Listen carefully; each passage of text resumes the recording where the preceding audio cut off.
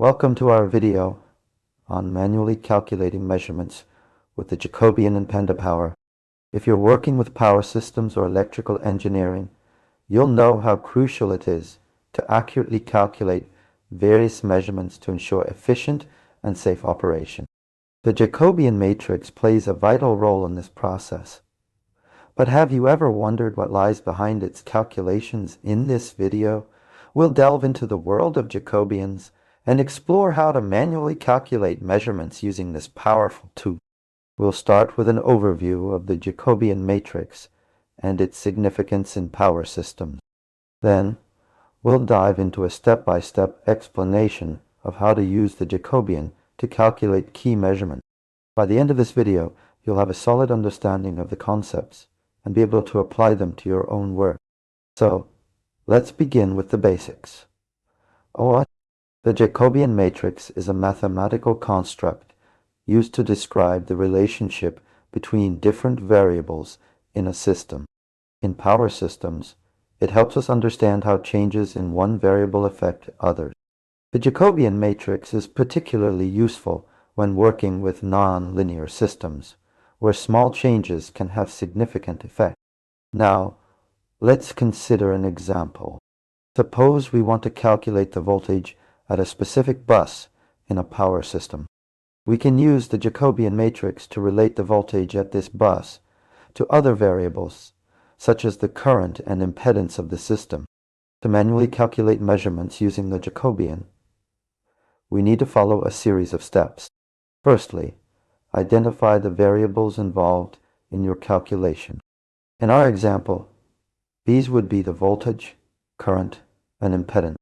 Next, create the Jacobian matrix by taking partial derivatives of each variable with respect to the others.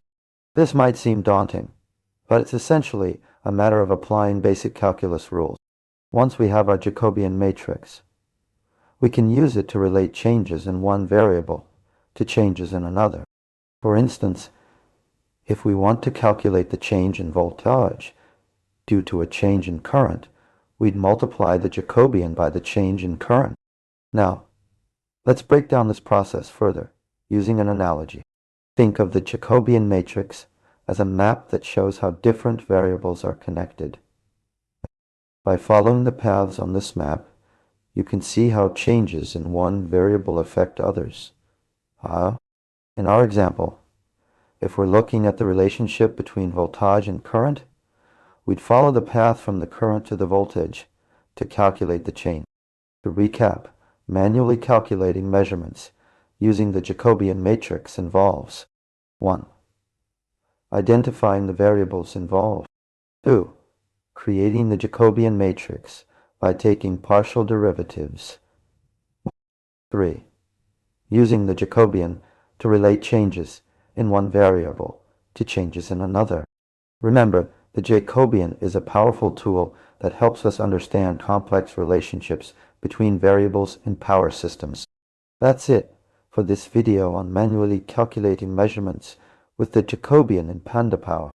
We hope you now have a solid grasp of how to apply these concepts to your own work. If you have any questions or need further clarification, please leave them in the comments below. Don't forget to like and subscribe for more content on power systems and electrical engineering. What's next? Try applying these techniques to your own projects or explore other topics related to Jacobians and power systems.